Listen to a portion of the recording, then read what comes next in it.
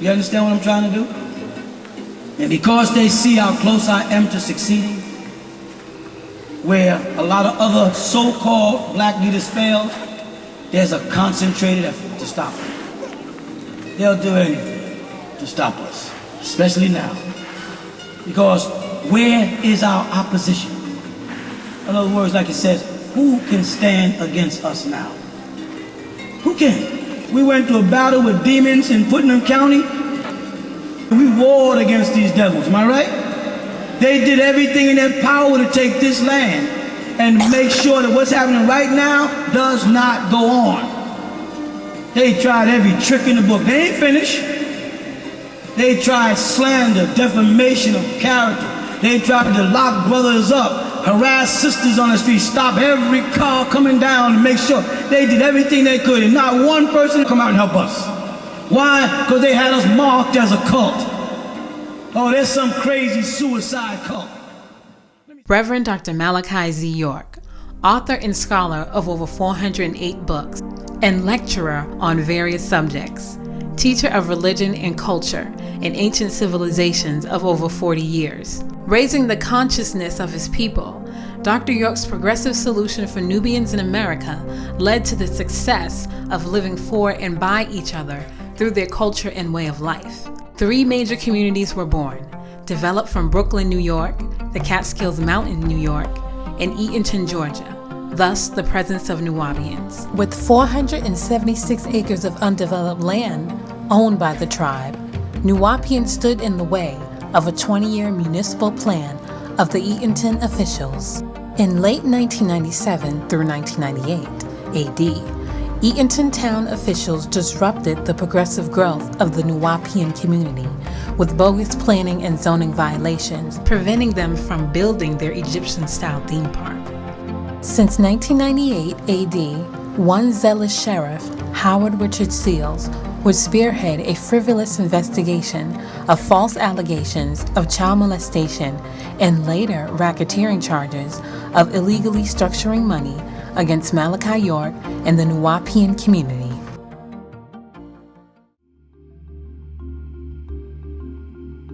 Malachi York's interest lies in uplifting Nubian people in the Western Hemisphere. He even went beyond the hearts and minds of touching Caucasians, Latinos, Asians, and American Indians.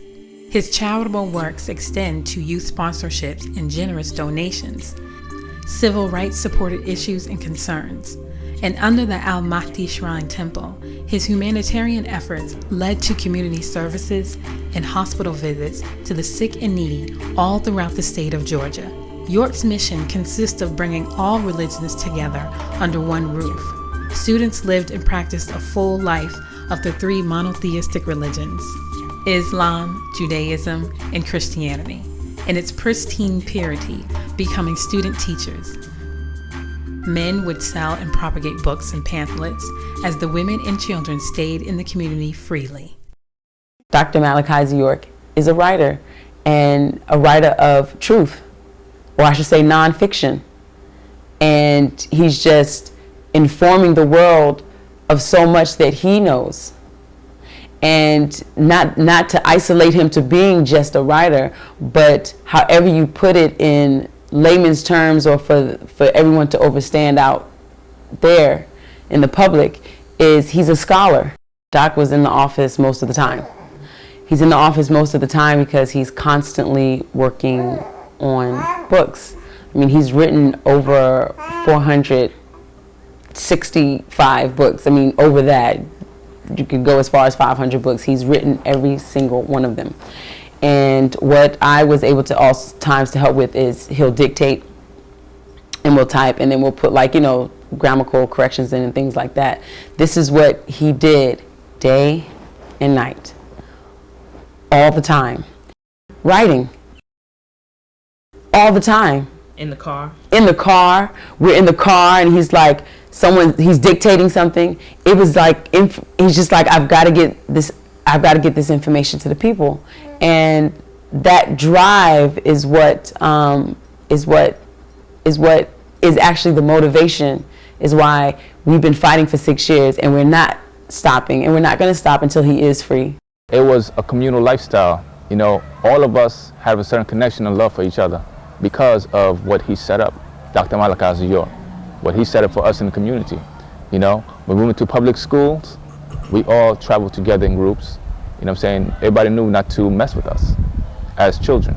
You know, you had men and women who watched us to make sure our hair, our nails, we were clean, clothes were pressed. You know what I'm saying? Make sure we ate right. Dr. York is is a giving person, because if you look at his record, what he did, it was always for the children, and that was our main goal out there, was about the children. That's why we really worked the way we did and tried to build the way we did, because everything was about the children. Malachi's vision is to raise the conscious level of Nubians worldwide.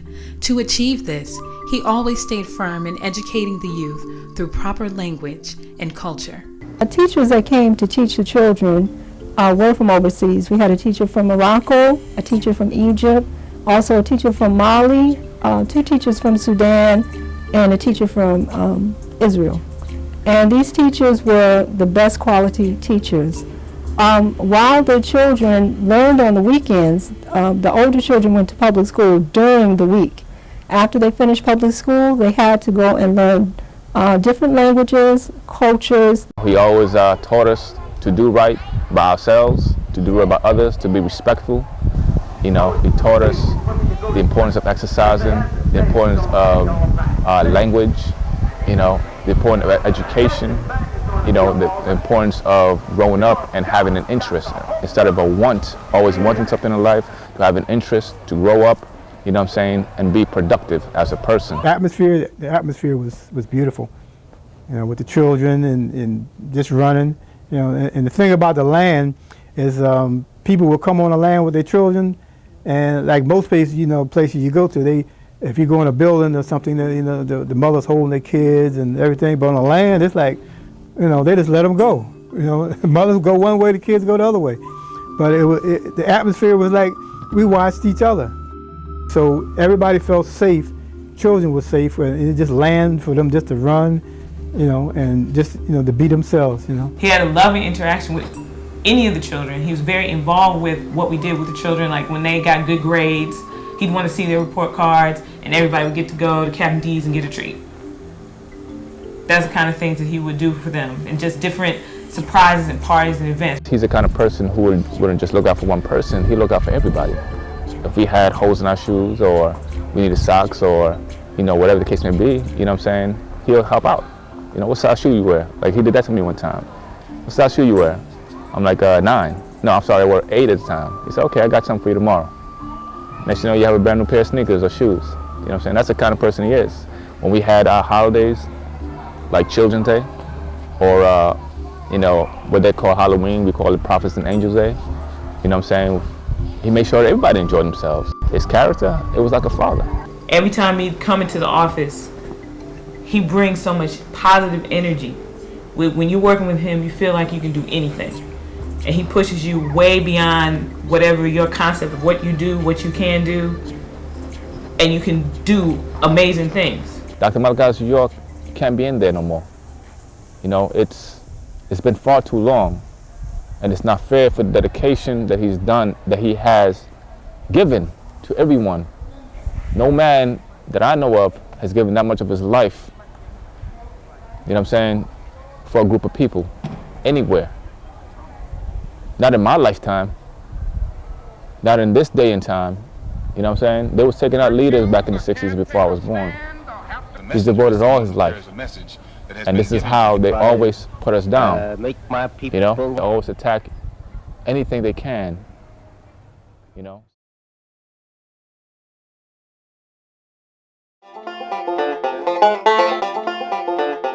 Putnam County, Eatonton, Georgia. Established December 12 in 1807.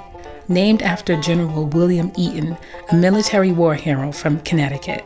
The small town is known as the dairy capital of the world, in honor of its major industry, dairy farming, the birthplace of noted writers Alice Walker of The Color Purple and Joe Harris, author of the Uncle Remus stories. This is their story, a people returning to their ancestral land, a small town sheriff, along with city officials and the federal government's concentrated effort to frame the innocent man and the character assassination of a people out of fear and cultural differences, a case left with a paper trail of loopholes. One may say the greatest conspiracy never told of the wrongful conviction of Reverend Dr. Malachi Z. York. Told me last night. Right, Rev? Is it possible, Rev, that God could have spoke to me last night and spoke to my heart, Rev? 97 was a beautiful year for the Nuwaubians. 1997, we had already owned the land, and for the last 4 years, because we purchased it originally in 92, 93, so it's about 4 or 5 years. We had already owned the land. There was a good amount of building that had already been done. Holy Tabernacle Ministries had already built the Black Temple. And that was the first year that we had our Zed ceremony, a very special ceremony for us that only occurs once every 30 years. I was the first to arrive. Me and Wally, we arrived in Putnam County in 93. And during that time, it was just cows on the land. They had cows and they had deer, so it wasn't no, as they say, the pyramids in Tamaray back then when we first got there. Being here, right, I had certain instructions to, certain buildings we wanted to do, the build, because, we had some people coming. So I had to go down to Putnam County to put in, application for them, as far as try to get a permit for the different buildings to build. And we encountered a lot of problems. At first it was okay, it's a house here, a house there. And then, they getting to realize, okay, it's more than one house, it's more than two houses. So then that's when our problems start. We had bought about 100 new homes so that families could live together if that's what they chose to do. But we were not allowed to put the homes up because planning and zoning was not allowing it, and we were fighting for that. So, because a lot of people wanted to live up there, and we had chose to live up there because we consolidate our funds because we were trying to build an Egyptian theme park. We started building our pyramids, and a lot of things. The first building we built, right, was an exact duplicate of a building that was in Putnam County. The zoning problem started from the Nuwaubians really at the end of 1998. And end of 1998 is when we had our second annual Halloween party in our social club, Reminiscences, because it had been built in it had finished built in fall of 1997. So 1998, we had our second Halloween party, and then sometime shortly after that, the building had gotten cited for zoning violations. The problem with that is the building had already been up and running for over a year when they originally came back and said, well, we didn't have a certificate of occupancy, which is true by law, by code. You're supposed to have a certificate of occupancy, but by code, the next step would be for the owners to, contract a proper contractor, which they did, which was me, as a Nuwaubian general contractor, was the name of my company at the time, to go back and file the necessary paperwork for the certificate of occupancy, which we did. They used that particular building to go and do an inspection of the land, and they looked at other building projects, and there may have been 1 or 2 building code violations, and they utilized that as a reason to shut down all the buildings on the land. That was an injunction that was filed, and the first injunction filed in 1999. The actual case was 99 CV 1-1, where it was an injunction placed against all of the buildings on the land, where they literally had all the buildings shut down on the land. The sheriff, Howard Richard Seals, come out and do the building inspections. And we're like, he's not an inspector. Why is he doing the building inspections? Okay. Then he would send the building inspector to come out with him.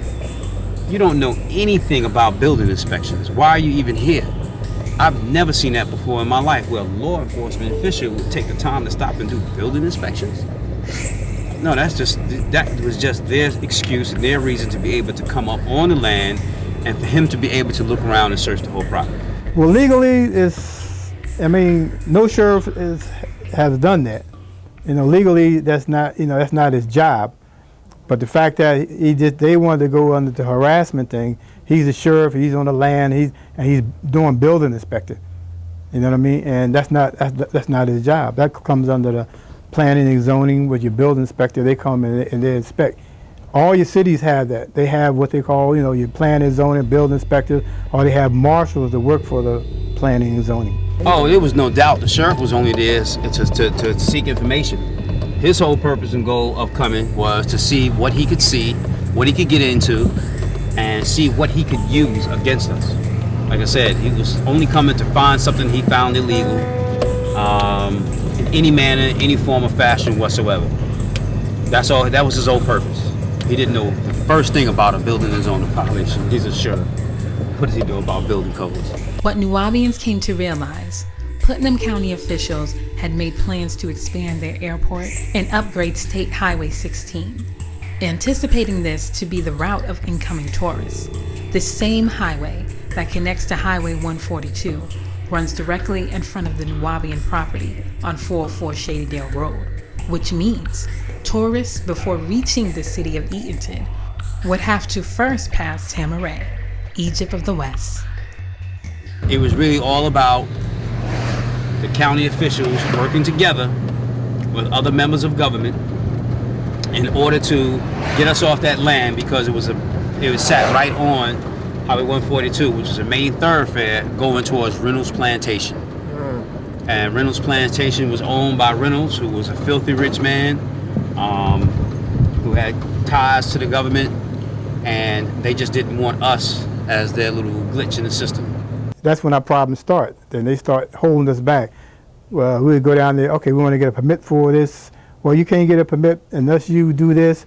So we would go back and we would do that. We come back, then they change their mind about it. And it was like a whole harassment thing as far as like for us building. It was always, we do whatever they say. When we come back, they change the rules. And that's the way they did it. We were grandfathered in. And grandfather means anything you were doing before that 97, then you would go under the old zoning law. And that was the problem right there, because they kept trying to shift us to 1997 laws and say, no, we're grandfather in, just like everybody else in the county. The excessiveness of the actions done by Putnam County officials, and I will say it wasn't just the building inspector's office, the county commissioners in on it, the county attorney and the husband of the county attorney, who pretended to be, even though it was against the law, the county attorney. All these particular actions were taken to shut us down, and this is why the landowners at the time, who was at the time not Dr. Malachi York, but it was 9 individuals who were the head of the church that was on the land, the Holy Tabernacle Ministries, hired me and my company to go and sort out all the building and zoning violations. On June 11th of that year, I had to go into Superior County Court and argue as to why we should be allowed to proceed on with the building projects. And at the time, the county attorney was trying to have the lights turned off on the land. Their whole thing was, well, we want to turn off all the electricity, not just to the buildings that were under violation, but to the entire land. All of the developed land, which were houses, which were offices, which were, stuff that already existed way before we got there, I mean, there were mobile homes who were legal, permitted, and everything, and they wanted to shut those down also. So this is why you realize it wasn't just about us having to go and argue on behalf of the building and zoning violations. They were literally just trying to get rid of us, and were using the law to their advantage, or misusing the law to their advantage, just to try to do whatever they could to just get us out of the land altogether. On February 21st, 2001, Reverend York was exonerated of all building and zoning violations in Putnam County, stemming from 1998 by Sheriff Seals. Reverend York resided in Athens, Georgia at this time, and the 9 landowners held the deed of Tamaray. And New Orleans were thriving. 1 year and 3 months later, all was well. At least it appeared to be.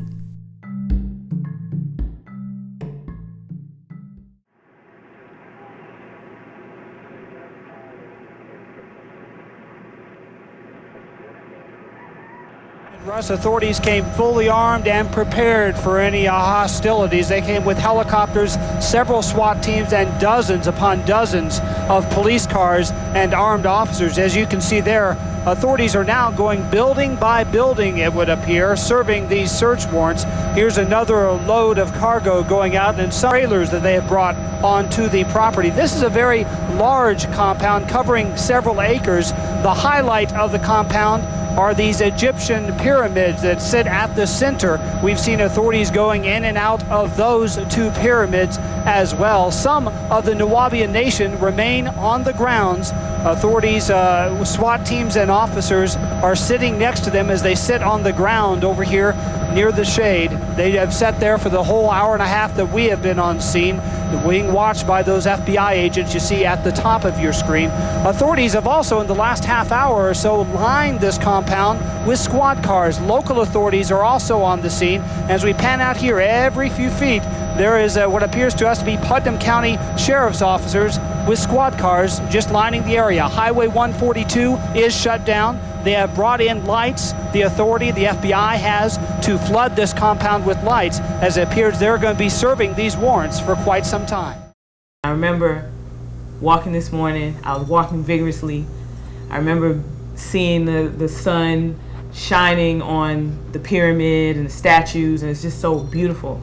It's a big privilege to be there every day and to wake up in the morning hearing the Om chant and having such just a peaceful existence. Because I was a city dweller forever before I came. And to live somewhere just so peaceful and so tranquil, your mornings just started off easy. That day was supposed to be an exciting day to me. The reason why is because on the land, my occupation was an artist. You know, I helped decorate a lot of the monuments, painted them, did a lot of exterior sculpturing of ancient Egypt and different cultures. And we had a very large project, you know, that we were working on, which was Edfu Museum. It's a resurrection of an ancient temple, you know, in ancient Egypt. We were standing, getting some air, talking. We were talking about what we'd eaten that day, and you know how we had eaten the right thing, we eaten the right time, we were feeling good. And we looked down the driveway, and Dr. York had come in for the day to do work prior to this, and he had gone out to get a bite to eat. So he was gone, but we heard cars, so we were thinking he's back, but it was too fast for him to be back. The first thing I heard was helicopters. That's the very first thing I heard, you know. I thought nothing of it because, you know, a lot of time on the land, you have helicopters that swarm and get real low, you know, just to try to intimidate us because they got a problem with us. You know, you kind of get used to it. So when I heard this helicopter, I'm like, it's not a big deal. It's just helicopters, you know. Heard it again, but something changed. My cousins and them was running, screaming towards the house. We looked and it was like a strange vehicle coming down the driveway, usually where he would enter and exit from his carport. And it was like a weird, looked like maybe an electric van or some utility, something. And we were like, what's going on? And we saw someone get out the vehicle with guns like this. And they were walking across the property, and most of the brothers were out at work at the time, but there were some brothers who were there working on, at the time we were working on Edfu. One of the brothers walked up and they had a gun pointed at him. As we start to walk around that corner, you saw them all start putting their hands up in the air. I'm like, why is their hands up in the air? So I could see further down, you know, because now my attention is away from where I was working and it's more towards the front of the actual train station. And I saw a guy way down. I remember his face, what he was wearing. He had a white shirt on, beige pants. He had a piece of paper in his hand and he had his gun pointing towards these brothers. We came, I came inside and I looked at everybody and I said, everybody calm down, we're under siege. I'm a pretty jovial person, so people are like, oh, what are you talking about, Robbie, you know, blah, blah. And it's like, no, really, they're men with guns and we are under siege. Please, everyone stay calm. You guys jump out, don't move, freeze. Freeze, don't move, FBI. I was like, whoa. Put my hands up, and all I had in my hand was a paintbrush. You know, literally, one paintbrush in my hands. I was still upstairs, so people run to the windows and they're just like, oh my gosh. I mean, men are in straight tactical uniform. I mean, gas mask, bulletproof, everything, shields, guns. I mean, they are going to war. I mean, you would think that we were in another country. I mean, they came down on ropes from helicopters. I mean, most of the men weren't there because they had jobs. I called the office, and there was no one there at the time. While we were on the phone, then there was a raid on the land, and I didn't know what was happening because she said, emergency, I have to go. And she quickly hung up the phone. I hadn't yet known what had happened that day, but people had started calling me because also at Dr. Malachi Z. York's house in Athens, Georgia, it was being raided at the same time. The no-knock warrant issued by the federal had the name Dwight D. York as the resident of 404 Shadydale Road at the New Wapian property. The question is raised, if Malachi York, who the courts refer to as Dwight, is a resident, then why was the feds also raiding his living residence since 1998 at 155 Mansfield Court in Athens, Georgia, an hour and a half away? So I looked out there and I seen all these men in black, police officers in black, and they were just running, trying to, circle the house, right? So I said, all right. I said, they're gonna bust in, to myself. So when I went to the front door, right, I opened it, and they were like getting ready to bust the door down. And when they saw me, they all stopped and looked, as surprised because they didn't get a chance to break the door down. So they came in, they just bum rushed me and threw me on the ground, handcuffed me and everything, you know what I mean? So, I told them, I said, look, it's a woman upstairs, she got 2 kids, don't hurt them, that's all upstairs. Who's upstairs? I said, it's a woman and 2 kids. So they run upstairs, and during that time, the sister, she heard the commotions, and she took our babies, and she hid in a closet. And when they came upstairs, they broke open the door, and they pointed the guns at her little 2-year-old child. And they pointed a gun at him, and made her get out. A sister called me, and she had said that she saw Dr. York get arrested, and she wanted to know, was that true? She said because they had banged out all the windows to the car, and everyone was on the ground, and she wanted, to confirm that was him. She said, I see a black Navigator, and I don't know if that's him or not, but it looks like him. I have witnesses to it. It began in the Baldwin County Mall, shopping mall in open daylight, with them knocking out the windows of a car with the butts of their guns, dragging 3 females as well as myself out on the floor into the glass in the streets. You follow? Yeah, they attempted to arrest us. Nothing on that arrest warrant, to my knowledge, ever referred to me as a dangerous person, never referred to me as an armed person or armed and extremely dangerous, which would have caused for such an overuse of force in the presence of a Sheriff Massey from Baldwin County who stood right there and watched all this abuse. I couldn't see because I was hit so fast. And hit to the ground so fast. And was kept in the guns poked at me from every direction. I wasn't allowed to look up, don't look up, don't look up, don't look up. But I did notice as I was being dragged out the car, I looked to my right, I did see Sheriff Massey from Baldwin County standing there. 2 guys come, they frisk me, take anything out of my pocket, and they snatch me up, pick me off the ground, and took me to the other side towards where the barn was. You know what I'm saying? And just dropped me on the ground. And I could feel a gun to the back of my head. It felt like a shotgun or something very, that could kill me basically. You know what I'm saying? And they strapped me. I was like, what's going on? Shut up, don't effing say nothing. We were all afraid for our life. Literally, I had resolved in my mind, wow, I'm gonna die today. Today, I'm gonna die. It was very clear, because they have no reason to come on this property and do this to us. So while people are running, sister said, someone did say to pray, and then we just started praying, so at least we die in God's favor, if anything. And while all this is going on, it's all happening simultaneously because you have houses with children, babies, infants, all the way up to teenage boys and teenage girls who are also, this is happening to them at the same time this is happening to us in the office. You hear a bang at the door and a big explosion type sound at the basement. They blew out the window. The office is kind of like a square. Like, I'm gonna just say it meets at this corner, meets at a corner like this. And there's a window right here, front door. You hear a boom, an explosion, glass shatter, and women just screaming. And so we're just praying, and they're like, lay down, lay down. We're all laying down on the floor. One of the sisters, she has an asthma attack. She was trying to breathe. Man comes up the steps. It's a spiral steps to get to the second floor. He comes and he points the gun directly in her face. So she really is about to just, because it's like, okay, this is it, I'm gonna die. So he allowed her to get her inhaler. Another guy comes in, and they're really embarrassed.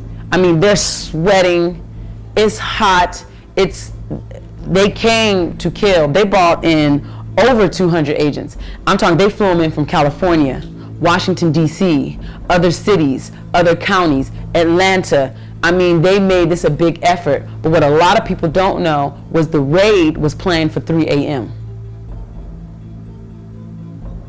3 a.m. in the morning, while everybody was asleep. That's when they had planned the raid.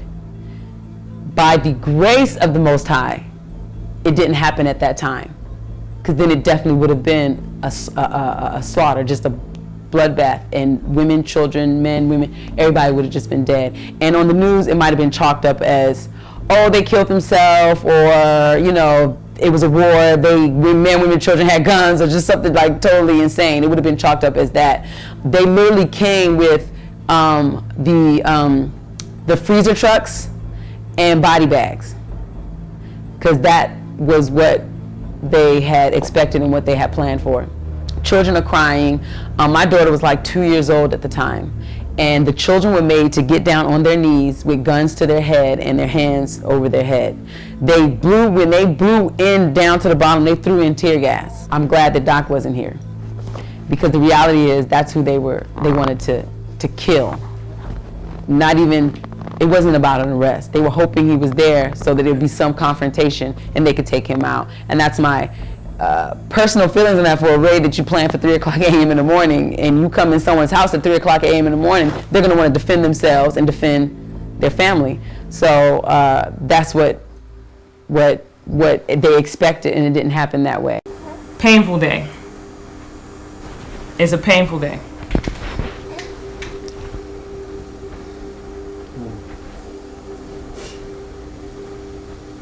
It's a miracle. It's a miracle and a blessing.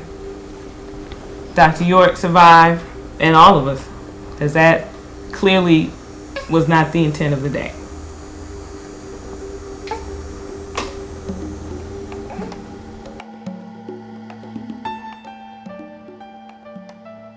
Thursday morning, May 9th, an arraignment hearing took place in Macon, Georgia, before Magistrate Court Judge Hicks. An original plea of not guilty was entered on the court records. They did the grand jury indictment, which is the procedure that they have to go through prior to enforcing a warrant of arrest. They have to be indicted first by a grand jury. Even at the grand jury, they asked, do you have any evidence? And she said, no, we have no evidence. Former Macon police officer Joseph Hibner took a special interest in launching his own investigation into the York case, finding misconduct and procedural errors since day one of the grand jury indictment. Special Investigator Jelaine Ward of the Federal Bureau of Investigation stated herself she don't have a witness or a shred of evidence to prove that Dr. York transported or caused to be transported children across state lines for illicit acts. The root of the indictment. She don't have a shred of evidence to prove it, or eyewitness. During the first hearing, the other attorney he had that was working with the Garland firm was Johnson, Senator Johnson, and he waived Dr. York's speedy trial rights. That was the first step done. First, his presumption of innocence was taken away from the lawyer. Now, Garland, on that first day, was actually fighting. What he asked them to produce was proof of jurisdiction, because they were trying to prosecute Dr. York in federal and state, Right. which is unheard of. Because first of all, there are no statutes in federal for child molestation. Right. Now this is prior to the re-indictment. This is why they pulled in the RICO. So he said you have to prove jurisdiction. The Garland firm argues the federal court has no jurisdiction to try Dr. York due to the statute of limitations exceeding itself for child molestation and transporting minors across state lines. Most of the allegations were past a statute of limitation if they were true anyway. And then thirdly, the other counts weren't even illegal at the time where they stated these acts happened. You know what I'm saying? Initially, like the transporting of children across state lines for the purpose of illicit sex. They're saying that Dr. York caused or did transport children from New York to Georgia just to do this. So first of all, it can't be illegal in the state you're exiting from.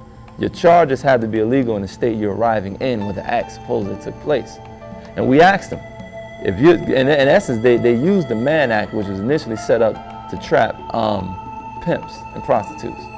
So the initial question is, okay, if you're charging him with bringing children from New York to Georgia for this purpose, then where's the person who engaged in the act? The prosecution argues from 1993 to 2002, York committed these acts from New York to Georgia. However, without a strong indictment, the U.S. Attorney Office quickly re-indicted York on federal racketeering charges under the RICO law as a criminal enterprise. They had the initial indictment, which was only 4 counts, which didn't involve racketeering, which didn't involve a whole bunch of the mess that later on they knew that initial indictment was going to fall in his face, so they came with a superseding indictment, what they called a superseding indictment. Superseding indictment allows you the ability to add on to your original indictment. This wasn't a superseding indictment. They re-indicted Dr. York because according to the initial indictment, they were charging him with things that wasn't even a crime at the time. Literally.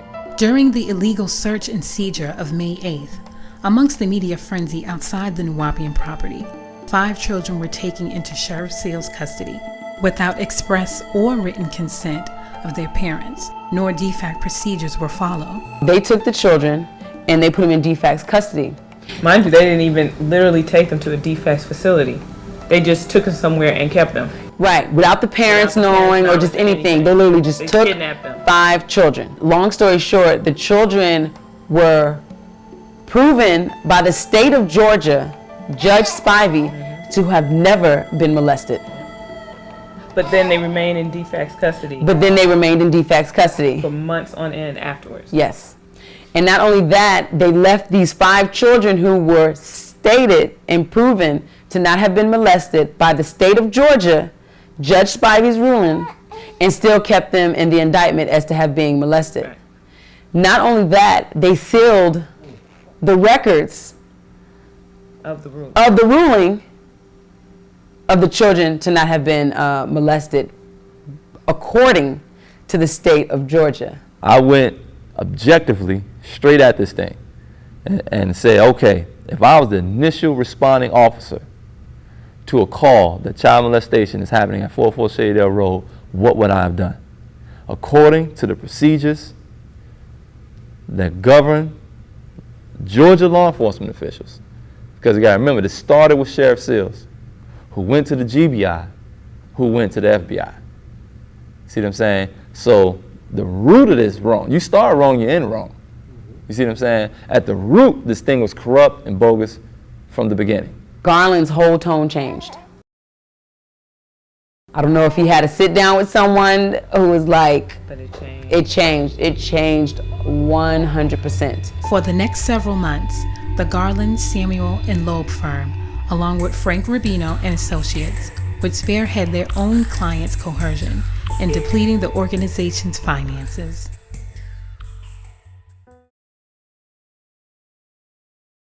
Lawyers are ignoring people and not responding. Garland and them never showed up there except once to visit when they want to talk about money. You found that? Yeah. Never to really go over the case. They send some young kid up there called Charles who would come up there and talk about history and nothing about the case. You follow? And that's from Garland's firm? That was from the Garland and Loeb firm. I didn't want to work with the Garland firm. I didn't trust them, and I knew they was working with Seals. Meanwhile, the judge the other day in court, Judge Ashley Royal, made a statement that he thinks the letters that I put in to start the proceedings for filing against this firm, the Garland Law Firm, for ineffective counsel, assistance to counsel, he said he thinks it's a ploy that I just started that day. On the torture end of it, he was constantly denied sleep and constantly questioned and harassed for 24 hours straight Through the night. Yeah. prior to making the plea. So he made that plea under duress. Even in the beginning, the plea, Garland came to him because I don't know if a lot of people know, but the Garland firm is known for plea deals. The plea agreement, before I already said I don't trust them, I don't want to work with them. And they just kept hiding. They actually shackled me and made me come out to the phone. They would actually come to me and put me in shackles and drive me to the phone and talk to Garland while he reiterates, you must take a plea. It's better for you to take a plea. You know, since you're suffering like this, you're facing 1,000 years. I'll never be able to win this case. I've had cases like this before. Why do you let these other girls suffer? Why do you let these people suffer? Don't think about yourself. If you was my son, that I would do this for you. I would tell you to do this. He was working all the time with them, and I knew it. Because I knew they had no case. I knew there was no such thing in those videos. I knew the witness they talked about. I knew this was all a big plot. Garland basically comes to him like, you need to take this plea. He works out a plea deal with the prosecution. Prosecution's like, we'll let all the other people go if he takes this plea. Dr. Stark's like, no, we'll just fight it. We can fight it. We can win it. We can win it.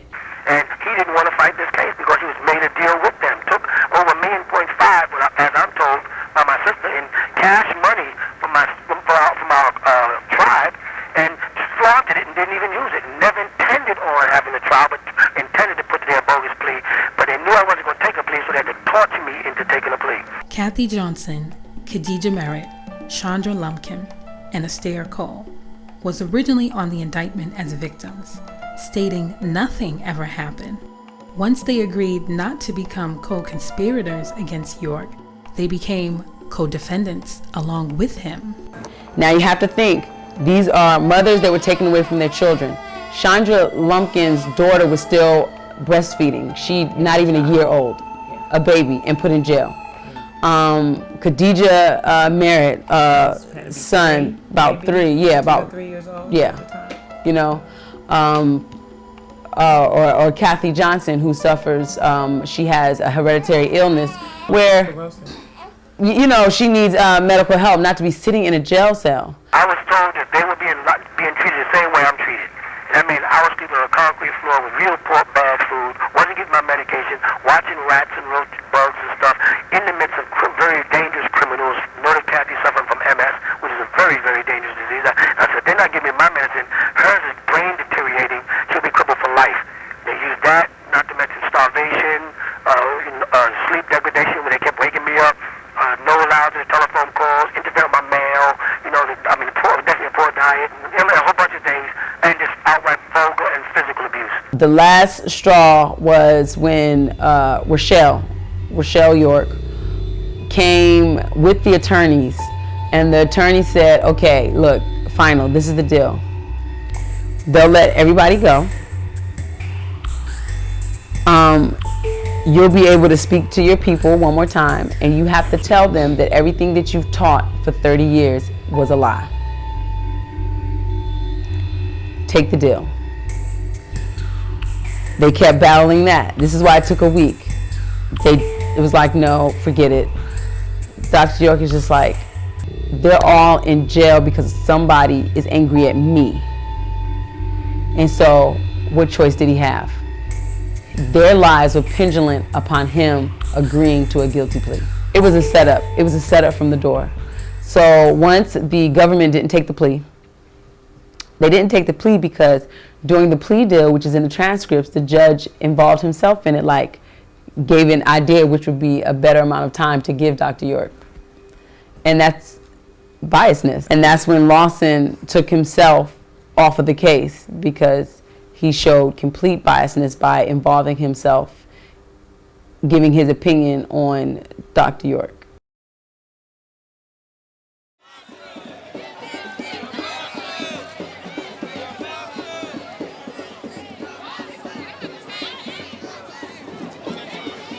We began to probe. We found out that Sheriff Sills controls the Eaton Messenger. You're not going to get it a fair disclosure or an objective disclosure of the case against Dr. York through the Eaton Messenger. You weren't going to get it through the Macon Telegraph. You weren't going to get it through Channel 24. You weren't going to get it through Channel 13. These are all the major media mediums of Central Georgia. You weren't going to get it out of them because of either Sheriff Sills or the rest of the good old boy circus influence over these networks or newspapers or radio stations or what have you.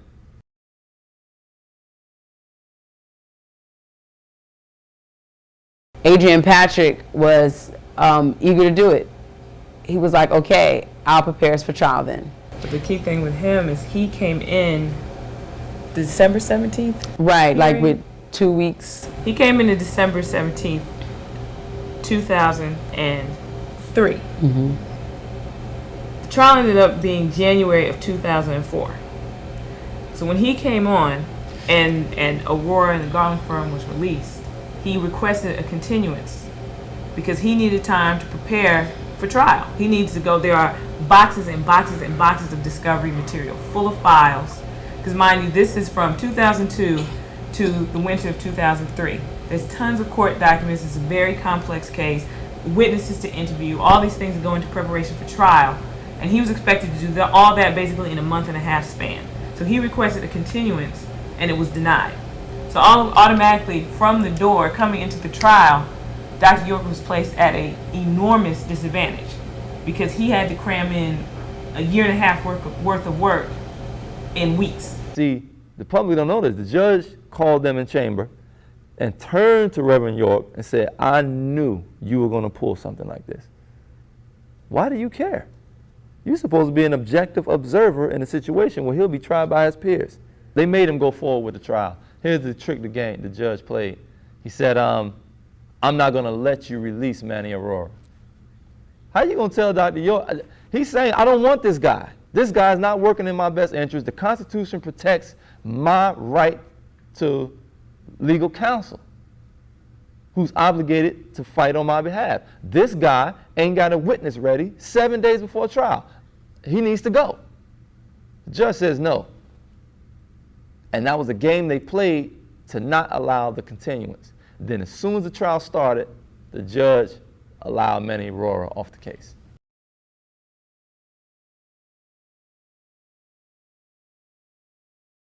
Witnesses who came forward to testify regarding the conspiracy involving Jake York, people who were on the trip to South Beach where the whole plot was formulated, people who lived in the house with Jake, who were a party to all these plans, weren't even allowed to testify because they knew if they testified, they're not even going to allow the conspiracy in because that's the key to the whole case. That blows the case wide open. That's something the media doesn't want anybody to know. The judges and the prosecution doesn't want anybody to know. That would have been blown wide open. They're not allowed to testify. Jacob York was very upset at his father, and I know that's why he told the government that his father, was wrong and was molesting children so that he could obtain money from his father because he was out there doing illegal activities, illegal identification, birth certificates, or what have you. Also, he was a record producer, not a very good one because he's always having problems with his artists, but yet and still, he was upset with his father, which didn't make any sense, Unfortunately, his mother had passed, peace be with her, but he shouldn't have been mad at his father, Dr. Malachi Z. York, because he had nothing to do with it. The testimonies of the alleged victims was ridiculous. The lack of evidence, 8 out of 13 alleged victims in the indictment testified that nothing happened to them. 6 of the 7 who were said to have been molested currently during the time of the arrest of Dr. York testified for Dr. York. 5 of them were proven by state agencies and judge order to have been completely not abused in no way, shape, or form, physically, mentally, sexually. They testified on behalf of Dr. York. The lead prosecution witness recanted her story. What more did the world need to see that this man has been completely railroaded? One of them is my sister, as a matter of fact. You know what I'm saying? Safat LaRoche. You know, she made these accusations as well. You know what I'm saying? Against Dr. Malachi York. Not only did I testify against her accusation, but also her mother testified against her accusations. You know, and I spoke with her best friend at the time, who told me that she felt bad about saying these things. But later, you know, like I said, she's the type of person who was easily influenced. I mean, it was so bad when we're sitting and we were watching the trial was closed to the public. It was only, in terms of sitting in the actual gallery of the court, you could only watch from closed circuit television. We sat up there and saw. So he had no support. Yeah, he had no support. And you see government witness after witness. These people couldn't even keep their story straight. I mean, they were clearly lying, clearly making up, can't remember the locations, dates, places. I mean, they couldn't even remember statements they had made to the FBI about this whole case. They were clearly lying. I mean, to sit there and watch it, that's why they wanted the courtroom closed. They don't want people to see the nonsense and the ridiculousness that they put up. It was a kangaroo court. The people were clearly lying. They couldn't keep things straight. I mean, it was really ridiculous to watch. Salha Eddington, who is my cousin, you know what I'm saying, was, after being abducted by DFACS, was taken into the custody of her father, you know, who also testified against Malachi York, who influenced her to testify against Malachi York, because before that she used to communicate with me a lot. She used to call me at my house, and she used to let me know what was going on in there and how they treated her. You know what I'm saying? And then one day, I got a call thinking it was her. And it was the father on the line. And he said, you can't talk to her anymore. And that was the last time I spoke to her. At that time, the next time I saw her was in Brunswick, Georgia, when she testified against Malachi York. You know, so they got to her eventually. So this whole thing was plotted and coerced by people who were disgruntled, and they were tools used. So it's so many instances of where you saw the judicial bias from Judge Royal constantly blocking Attorney Patrick. Everything he puts up is denied, overruled. I mean, it was clearly, he's pointing out evidence that the prosecution needs to mention in the case. Why didn't you mention this? How can a judge sit there and coach the prosecution from the bench? And these are things that were happening throughout the trial that people don't know about, because subsequently the transcripts were sealed. So people couldn't even find out what actually happened. After the prosecution has maybe a week and a half of putting up witnesses, the judge rushes Attorney Patrick's witnesses, saying that they're repetitive and we don't have time, after there's been a week and a half of the prosecution witnesses. But now, oh no, we don't have time, too many of your witnesses are repetitive. So he showed a clear biasness against Dr. York. But despite that, Attorney Patrick still put on witness after witness of people who could attest to Dr. York's character, who could attest that none of this happened. All these so-called alleged victims who got up there and said, this did not happen to me. We even had Issa Johnson, who's supposedly supposed to testify on behalf of the prosecution, get up there and say nothing happened. So all these people who are in the indictment are saying nothing happened. How are they getting guilty counts, getting guilty on counts pertaining to people who were there who said nothing happened? They said it didn't happen. So why are you getting a guilty verdict on people who said this didn't happen to me? I went to the trial and I seen it. They never produced any evidence. Don't believe me? Check it out. You will find out there isn't a shred of physical evidence against Dr. Malachi York to this day.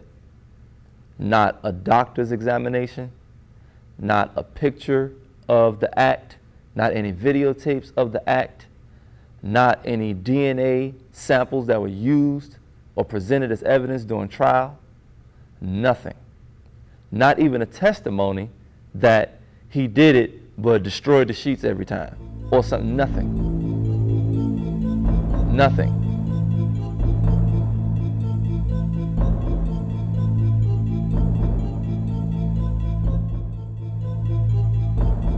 Judge C. Ashley Royal stood up, recharged the jury, and sent them back in to deliberate.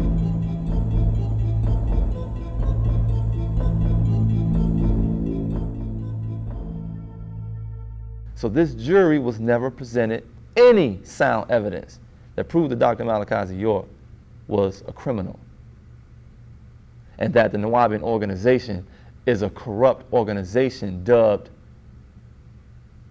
a criminal enterprise that warranted the RICO charge. Miraculously, because of the help of people who did research, who worked on the case, Attorney Patrick still won the case. He won the trial in terms of presenting the facts of the case. It got pulled off because of the work of members of the organization, people who have been researching, who pulled it off. But to be placed in that position legally, he was automatically placed at a disadvantage that wasn't fair to Dr. York. A young lady named Habiba Washington, who has a child with Dr. Malachi Z. York. She became the star witness to corroborate all of the lies in this bogus indictment against Dr. York. Everybody started venting in the car about different things that we didn't like. It had nothing to do with child molestation, had nothing to do with any criminal acts. It was just different things that, you know, normal things that you don't like about growing up, or, you know, we might have had an argument with Malachi here and there, and we brought up the situation. Jacob kind of fed off of that anger, and he convinced all of us that we should take that anger and we should go to the government with a story about his father. And I implore everybody to go to he'sinnocent.com and look at the indictment, look at Habiba's involvement, things like that. And then the bombshell happens where the most powerful weapon the prosecution had recants her statement. In terms of money structuring, which is one of the main counts against York, Habiba Washington testified repetitively. She was never given any instructions to structure money as the chief financer from York or anyone in the Nuwaubian community. I told them about life in the community, growing up, why we left. I was questioned about the money charges, the money situation, because I did deal with the financial situation. I told them how we ran our finances. I ran off, different people that I knew that was there, different people that I knew that had left, and why they left. Several times, she diligently and adamantly wanted to state to the world that everything I said during the trial against Dr. Malachi Z. York was a lie. The whole trial against Malachi was it was on personal anger reasons. We all had our own issues, why we were angry with him. And Jacob told us that we can come up with a story, we could eventually file for a class action lawsuit, we can all sue him for millions of dollars and get money from it. We can even go to making movies, we can even go to making books and stuff like that. So everybody fed off of that idea. She laid out the conspiracy from beginning to end. How it was conceived by the son of Dr. York, known as Jacob York, or Yaqub Abdullah Muhammad by some who grew up with him.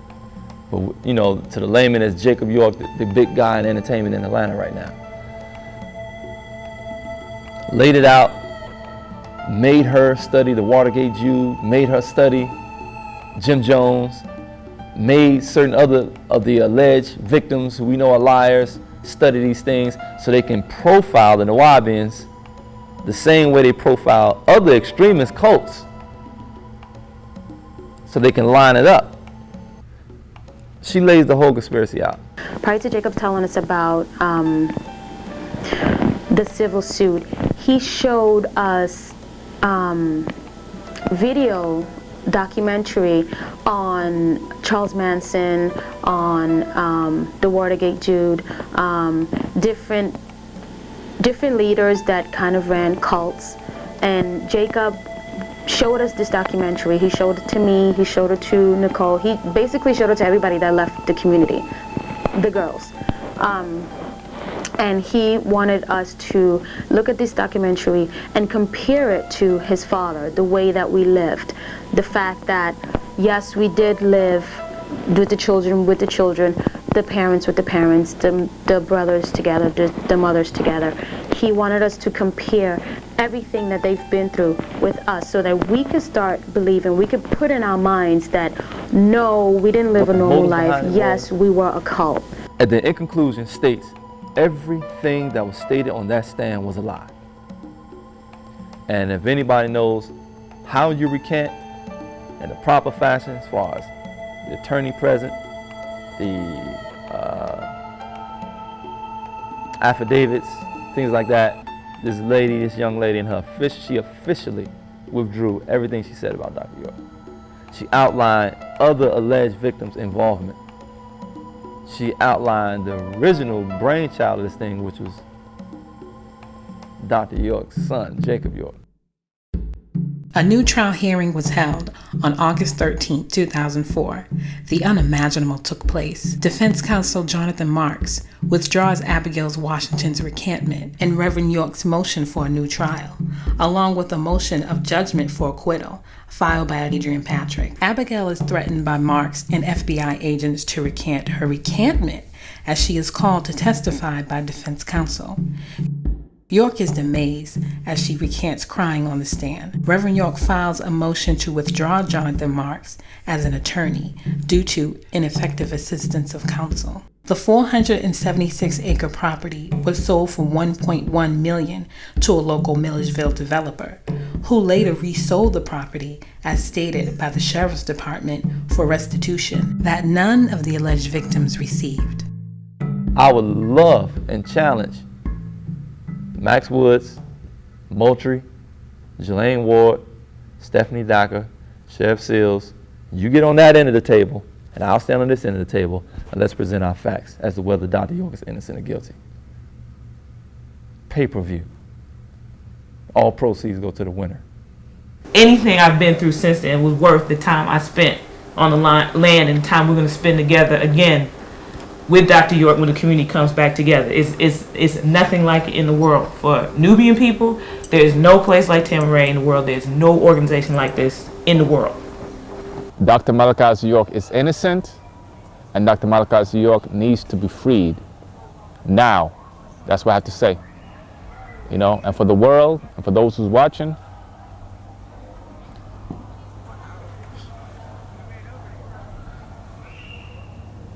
I hope this never happened to you.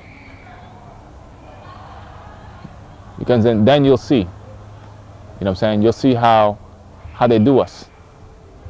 He's innocent. And I'll never stand for anything else except his innocence. Because I know better. That's what I have to say. In the face of adversity and scrutiny, Dr. Reverend Malachi Z. York and the Nuwaubian community continues to carry on in the fight to proclaim his innocence. Many so-called experts believe that their way of life would dwindle, erasing its culture away as just some fad. However, the Nuwaubian community continues with public functions, fundraisers, and local community works.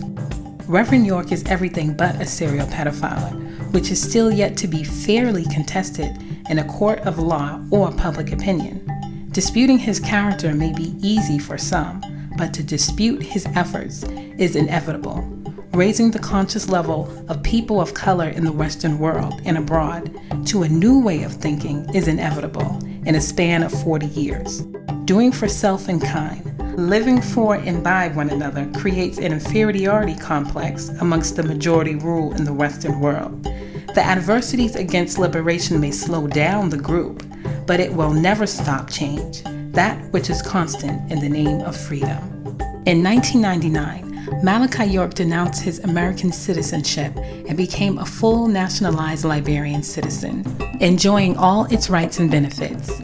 Since his arrest in 2002, the United States government has ignored his request to return to Liberia.